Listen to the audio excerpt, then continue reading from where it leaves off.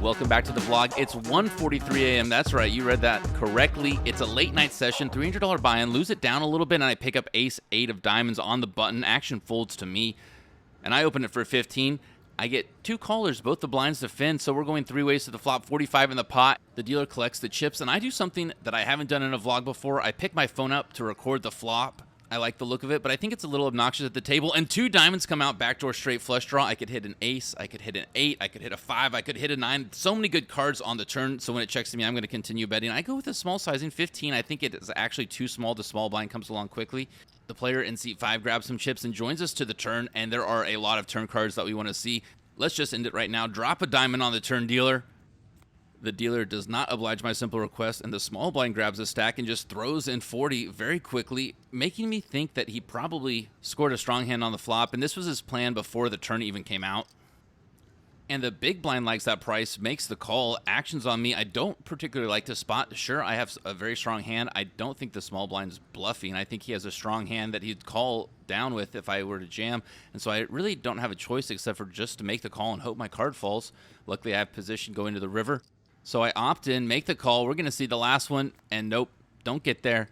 The other 2 players end up getting all in, and let's take a look at what they had. The small blind had king, queen of diamonds, and then there was a flop straight in the big blind, so if my diamond would have hit, I would have made a nice bit of money. Unfortunately, it doesn't come. Give the dealer $100 and top back up to $300, in for $393. Great news, all the action for the main event is sold, and frankly, I feel like Barney Fife got my 1 bullet in my pocket, and I am eager to fire it. Queen jack offsuit. In the big blinds, my next hand, there's a straddle on the pot. The end of the gun, low jack, hijack, and cutoff have all called actions on me, and I think I'm just going to limp this one, see a flop. There is a lot of dead money, but I don't want to play an inflated pot out of position with a really dangerous hand. Looking for a home run with this flop, but I get a base hit instead. Pair my queen. I believe the right thing to do in this situation, even though I have a queen, is to check it. And action checks all the way around. We go to the turn. It's a 4, and I think this time I need a bet. Thin out the field, try to fold out some equity. I make it 16.5 pot size bet. I get through 2 players, but the hijack and the button are sticky. They come along. As a wise woman once said, there's no fate but what the river makes, and it comes a terrible card, bringing the heart, bringing an overcard to my queen. I'm going to check and try to get to showdown. Seat 9 has different ideas, though. Quickly slides 50 into the pot. Actions on the button. Who gets out of the way? And I don't think that my opponent is floating the turn to bluff the river. Plus, I unblock heart, so I just toss it away. Frankly, I just think I was beat. And I'm definitely going to have some better opportunities in the future. Or right now, pocket kings on the button. And the player across the table, and the low jack does something you love to see, raises it to 13. The cutoff makes the call, and I'm absolutely not going to make the call. I'm going to be putting in a 3-bet. I could definitely start working on my 3-bet sizing. I think my 3-bets tend to err on the size of being too small. I make it 50, and I do think that this is too small as well, but sometimes you just get scared that everyone's going to fold, which is what the original raiser does. Actions on the cutoff, and he's not done with the hand yet. He makes the call, over $100 already in the pot, with position, with a great hand. We go to the flop. It's a paired board, and my opponent only has $45 left in his hand, so I want to get it all in. He sends the action to me, and I'm just going to check behind, let him catch up a little bit. I'm nervous he's going to fold. The turn comes a deuce of diamonds, and he checks to me one more time. Now I need to start putting money in. I'm just going to try to bait him with a very small bet. I make it 10, and he's willing to call 10. Doesn't want to go all in, doesn't want to fold, just wants to slowly call. The river comes out, another diamond, the 5 of diamonds. Now when he checks to me, I'm just going to get it all in, but he doesn't check. He actually thinks forever and then jams on me. So of course, I snap call, and he flips over ace 7 offsuit. A complete airball, and I'm really happy that I was able to squeeze $100 out of that hand on that board. Up to $400. Remember, I'm in for about $400, so no profit yet, but we are starting to fire up the engines and get off the launch pad. We have a few folds to get through, which means it's the perfect time to drop a like on the video. Thank you so much for your support with the YouTube algorithm. I take down a hand with ace, queen of spades, and then I look down at pocket 8s on the button, 417 in my stack. The low jack limps. I'm going to put in a bet to 10. I've noticed that my bet sizing with middling pocket pairs is smaller than my typical bet sizing. I want to build the pot a little bit, but don't want to invest too much because I know I'm going to have to hit my set. But the issue is that it's very obvious. The small blind makes a call. The low jack comes along as well. 33 in the pot. 3 players going to the flop, and it comes out 10 high, giving me a gut shot. Need to spike a 9 to take the pot down. An 8 would be dangerous at this point. When it checks me, I'm going to continue to bet, put on the pressure, try to take down the pot. I make it 15, and the small blind min raises me almost a min raise at 35. And the low jack comes along, so apparently this board texture is hitting both my opponents and me. I make the call, 138 in the pot. I likely currently don't have the best hand. The turn doesn't help matters at all. The small blind surprisingly checks after his check raise on the flop, and yes, that's my card protector spinning on top of his cards right there, so I gotta be careful. I know he's extra lucky with that bad boy. Action checks to me, and I'm definitely going to check as well. Try to realize my equity. Don't want to get check raised again by the small blind. We go to the river, and the river comes out, and it's my golden ticket to taking down the pot. Double blocking the eights. Very unlikely my opponents have one as well, and no flush draws possible. I'm going to go for value. The question is how much value when it checks to me. Since there's 4 to the straight on the board, I need to keep my bet size small. I go with a half pot of 60, and the small blind looks me up, flips over ace-10. My straight is going to be taking on the pot, so now my stack is really starting to get going, 570 in it.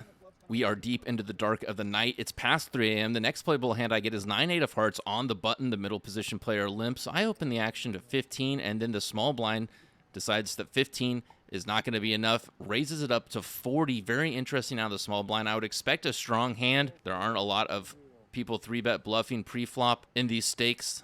It's only 25 more, plus my opponent's hand is kind of face up, so if I hit something big, I could stack them. I make the call. We're looking for hearts. We're looking for 2 pair, and we get a little bit of everything. My opponent checks to me, and I check back, decide to realize some equity, although I definitely see a very strong argument for betting. Probably should have done it. The turn isn't helpful at all, and my opponent checks, and I have to put out a stab this time, but it's such a measly $15 bet. My opponent quickly calls. I'm obviously playing this hand terribly. That was a disgusting sizing. And the river comes out, a king pairing the top pair. Remember, my opponent 3-bet pre-flop, but checked on the flop. I really think that if he was holding a king, he would have continued betting on the flop. So this caps his hand at not having a king, but he decides to bet anyway, makes it 45. Very interesting to all of a sudden bet for value now. Instinctively, I think that it's probably a bluff. I try to think of his value hands that he would have. Considering his 3-bet pre-flop, he could have something like queens, jacks, 10s, and the second king gives him confidence that I don't have one. I know that if I was to do something like go all in, I could push him off of hands like that, but I have a lot of showdown value as well with my 8, so I decide on just a call, and he shows me the bad news, pocket queens, and pocket queens does make a lot of sense right there. That hand cost me a little bit of money, lost $100 on it, down to 470, and then an hour passes before the next notable hand. I scoop a few pots, lose a few pots. I get to see flopped quad aces, which is very cool, but after that hour, I lose about $50, down to 414, and I look down at a pocket pair, pocket 9s in middle position. The button has straddled. I open to 15. The cutoff makes the call. The big blind defends, and then the button grabs 2 greens, 2 reds, and raises to 60. I know this player. He's an action player. He's not afraid to mix it up, to gamble, to put pressure on his opponents. I wouldn't be surprised if he has a strong hand, but I also wouldn't be surprised if he's just trying to squeeze and take the $45 in the pot uncontested. I do also have a pretty strong pocket pair. It's $45, which is a lot of money out of position with a hand that's going to be hard to play post-flop, especially against an aggressive player, but I decide to make the call. I throw in 2 greens, pull back a red. The cutoff quickly gets out of the way, but the big blind isn't going anywhere. He makes the call, and I'm glad to see it because that means that I have a better chance at profit if I happen to hit my 9. The dealer scoops in the chips, and we're counting on seeing it on the flop. But we don't. A pretty good flop for my 9s, though. Just have to fade a jack so far. The big blind checks action over to me. I send the action to the button, of course. And he immediately goes for his big chips, throws out 125. The big blind tosses his hand away immediately, and now I have a tough decision to make. Typically, I would just fold this hand, and I know that if I make this call, I'm going to have a lot of pressure on the later streets. So if I make this call, I'm basically committing my entire stack. So I have to make the decision. Does he have a jack or not? Does he have something like aces or kings? The logical part of me says it's probably okay to overfold in this spot. Not worth risking your entire stack over a hero play. But deep in my gut, I sense weakness. Deep in my gut, I think he's trying to pull a fast one on me. And although I keep telling myself to fold, my gut just is preventing me from throwing those cards in the muck. I put chips in the pot instead, making the call. And I immediately regret it because I know what's going to happen on the turn. A card below my 9 comes out. Love to see it. No diamond. I check to my opponent once again, and he quickly tosses in 1 chip. All in, and I knew it was going to come to this. But I have to stick with my gut. I have to stick with my read. I have to stick with my knowledge of the player. It hurts. But I put myself in this position, and I make the call. We go to the river, and I cannot believe I've gotten myself in this situation. A beautiful card peels on the river, And my opponent is reluctant to show his hand. He finally does, and he was bluffing. Oh my gosh, I'm so relieved. I proudly flip up my 9s, and his captured troops are joining my army, which is now 900 strong. I made $500 that ridiculous hand, and man, I'm so glad I followed my gut. Ugh, that's some early morning shenanigans for you. The dealer shows off some tricks, and then I look down at King 10 of hearts in the hijack. There's an under the gun straddle on the pot. The middle position player limps. The low jack raises to 26, and I make the call. I think this is the wrong move. I should probably fold, or if nothing else, 3-bet. The hand is just too weak and dangerous to only call. The small blind defends. The middle position player completes over $100 in the pot, 4 ways to the flop, and it comes out pretty decent. 2 hearts, backdoor straight draw, 2 overcards. All 3 players check, and I kind of want to check as well and take the free card, but I also think that I have position. I have a strong hand. This texture is kind of hit or miss, and so if I put out a bet, maybe I can take it down. There's already 100 in the pot. I think that if the turn comes a blank and someone bets, then I'm going to just have to get out of the way. So I want to put the aggression on them. I make it 65. I think the bet is a little bit large. Probably could have gone smaller, especially since I block a lot of the flush and straight draws. That would be calling a larger bet. And my bet gets through. All 3 players fold, and I'm taking down these chips. Feels great, and it feels even better when we do a little rabbit hunting, and it turns out that my card did not come, so my aggression was the only way that I was going to win that pot. It's now past 5 a.m. in the morning, and there's a little talk around the table of people getting tired, and I kind of get the feeling the game's about to break. I have a lot of chips, $939. The dealer passes around some more cards, and I look down at Ace Queen of hearts, very beautiful, on the button, even better, 938 in my stack. The hijack limps. Everyone else folds. I open it up to 20, and the hijack decides he's going to come along, puts in an extra 17. We're going to the flop, which comes jack high. I miss, but I do have backdoors available, flush and straights. Plus, I have my 2 overs. I'm definitely going to continuation bet when my opponent checks to me. I make it 15, and he makes the quick call. The turn pairs me, though. I hit a queen. Seat 1 sticks his finger out, taps the table, checking to me. On the flop, I was bluffing. Now I'm betting for value. I make it 30, and my opponent had something up his sleeve because he raises me to 85. Not a big raise, but a raise nonetheless. I'm not sure what he's trying to tell me that he has. Maybe a set, maybe 2 pair, maybe a few combo draws. But my hand is very strong. Ace with queen kicker, so I have to put in the call. The river brings a 3rd diamond, making flushes possible.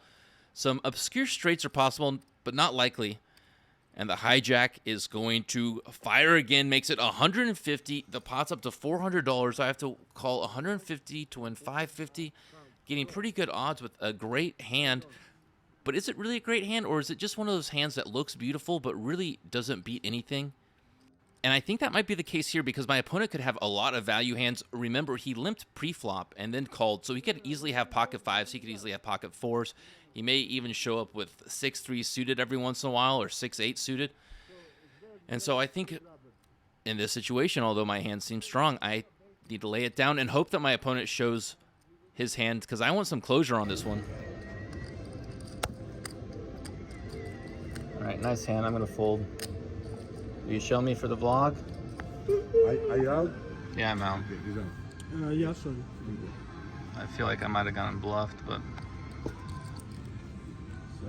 Oh, wow. Too big. Nice bet. Too big. Semi. Had a good laydown there, had a great call with the 9s earlier. It turned into a great session, but now the session's over because the table has broken. Last table of the night, so I rack up my chips and headed the KcKh tournament to cold, hard, cash. In for 400, out for 809 for a profit of $409. Thank you so much for watching. KhTh out.